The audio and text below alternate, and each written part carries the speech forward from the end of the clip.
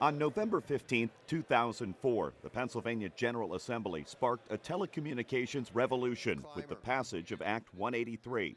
It's designed to make sure broadband internet access is available throughout the Commonwealth by 2015, giving every Pennsylvanian the technology to compete, not just in their town, but anywhere on the planet. It is indeed a massive undertaking, bridging what's called the digital divide, a situation created across the Keystone State, many times determined by nothing more than geography. That's because many rural corners of Pennsylvania may have waited well beyond 2015 for broadband service. That is, if they ever got it.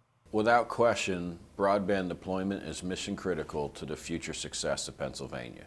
Bar none, it's so critical to every business, so critical to every citizen, so critical to school students, and we're right at that tipping point now where broadband becomes essential in any business strategy in Pennsylvania and any other state. The implementation of Act 183 has been guided in large part by the Pennsylvania Department of Community and Economic Development. The man in charge of that job for the last 6 years was former DCED Secretary Dennis Yablonsky. The basic objective is very simple, and that is to ensure that all businesses, individuals, and communities have access to broadband service by the year 2015. And it creates various incentives and standards that have to be met to get us there. And the reason that that's important is that it's very important for business attraction and business retention. Without it, you just really can't do business. It's particularly important for students. I mean, learning now is so much of it is done online, and it's important for communities to be able to interact. So that's the basics of what Act 183 is all about. Where did the need for an Act 183 come from?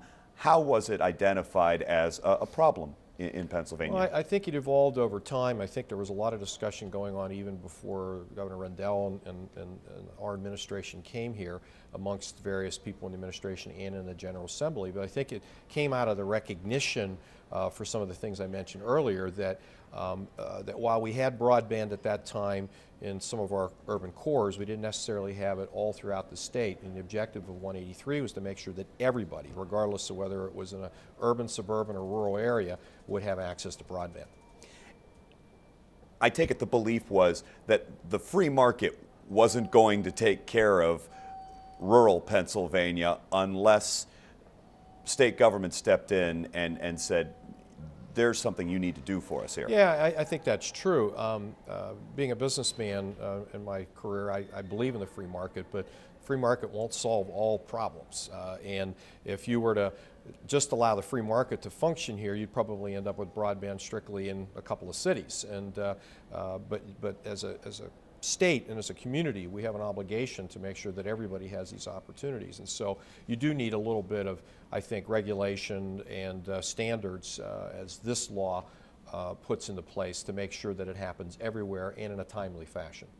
When you look at not only the last 5 years, but I would assume more importantly, the years to come, what is the Department of Community and Economic Development's vision for Act 183 when it's all said and done? Well, by 2015 at the very latest, everyone and everywhere in Pennsylvania will have access to modern broadband services and be able to participate in the global economy, and the internet is a requirement for that, to participate in the global economy in a fair way to allow us to compete. Frankly, my vision would be we would have a competitive advantage in Pennsylvania as a result of this act versus our competitor states and competitor nations.